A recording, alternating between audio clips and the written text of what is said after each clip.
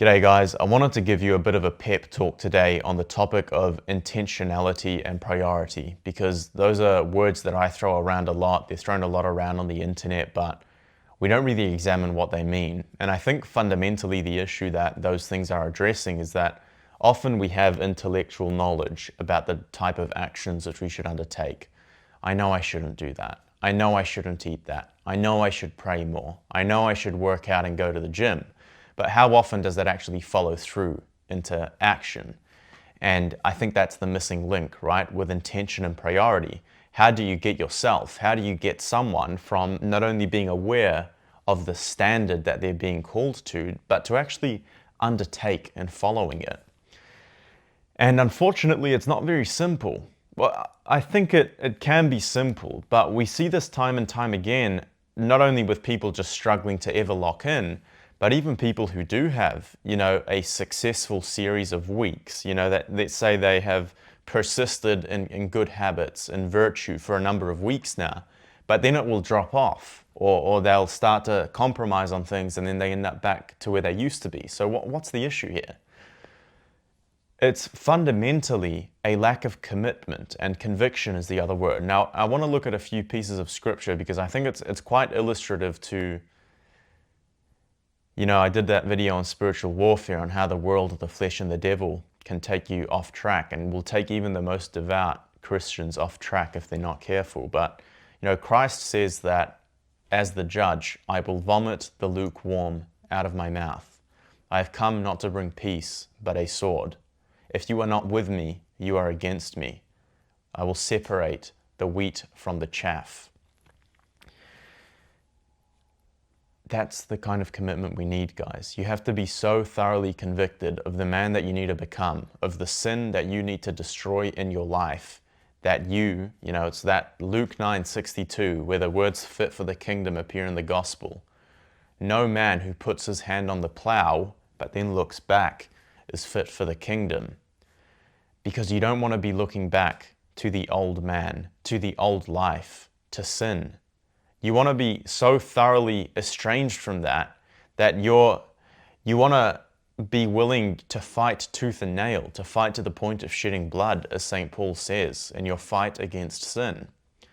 And a lot of you are just simply not that bothered about it. I had one guy come to me and he's like, I like this girl, I'd like to get married someday, but I'm really struggling with the day-to-day things, I struggle with lust, I struggle with using my time well, I'm not very independent, I might still be living with my parents, I'm addicted to my screen, video games, TV shows. I can acknowledge that I am not in any position to pursue a relationship, to pursue a marriage, to raise a family. And I go, all right, what are we going to do about it? You've got this noble goal in mind. And being in that position now, having just had our firstborn son, my wife and I, it's the most beautiful, fulfilling and satisfying thing ever. And I'm a very blessed man. But I was perhaps at a similar point to this younger guy who I was talking about. And what was the difference? Well, the difference was that when I looked towards those goals, when I looked towards the archetype, when Aristotle told me that the self-examined life was not worth living, when I looked at Marcus Aurelius in his Stoic virtues, when I looked at, who else? When I listened to Jocko Willink and I heard him talking about, a life lived in self-service. Why do I work out? At that point, I wasn't working out. I wasn't convinced it was worth my time. Then he told me, well, you need to be strong. You need to be capable. You need to be healthy. People are going to depend on you in the future, whether you like it or not. Are you going to be there? Are you going to be able to carry the weight?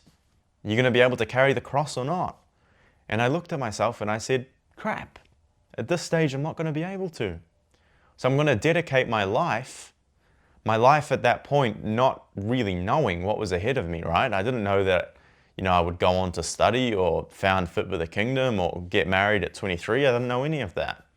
But I said, look, whatever God's going to throw at me, I'm going to make sure that I am the best possible man standing there to meet providence, to meet the will of God.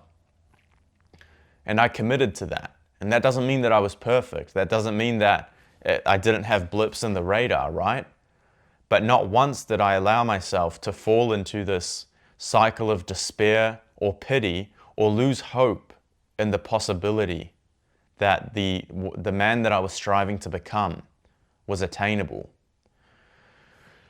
And that's why I want to make this video today, because you listening to this, perhaps you are in that position. And I need to tell you that without a commitment that is willing to endure suffering for the pursuit of the good, okay? That's what a lot of these spiritual sins are. Sloth, despair, pusillanimity. It is when we as humans, we look towards the good, we look towards the ideal, and because of our laziness, because of our attachments to comfort, because of our lack of faith. Now, faith is a virtue that can be grown in with prayer, with the sacraments. Without those things, we look at the good and we say, look, God, I'm not good enough. You know, we start to make prideful excuses. Your grace is not enough for me. I'm not going to be strong enough for this. It's not really worth it. The sin's actually all right. It's not that bad. And you stay stuck. You need to commit, guys. This isn't just something that you're going to be able to do 5 days a week, 6 days a week, for a couple of weeks, and then you have a week off. You either look at Christ on the cross and you say, I'm going to yoke myself to you. A yoke is when two animals are joined together to pull a weight. I'm going to yoke myself to Jesus Christ. I'm going to pick up my cross daily. I have an entire list of reasons why I cannot be a pussy. I have an entire list of reasons why I have to wake up at 3 or 4 a.m. in the morning tomorrow, because of my wife, because of my child, because of the people that depend on me, because of my work, because of my ministry, because of my study, because of the blessings and gifts that God has given me that I need to cultivate. I could probably give you like 50 different reasons right now on why I get up every morning. If you don't have that, it's not going to work. So that's all I have for you today. I have one quick question to ask you. I can hear Julia's getting home with a baby, which is, would you like me to record live streams answering questions or topics like this? Because I get like 5 to 10 questions on my weekly Q&As on Instagram, and I thought it might be a good idea to just pick a night or day of the week where I can just bang through all the questions, you know, instead of having to answer them in 60 seconds, I can actually go through them in depth. But yeah, let me know.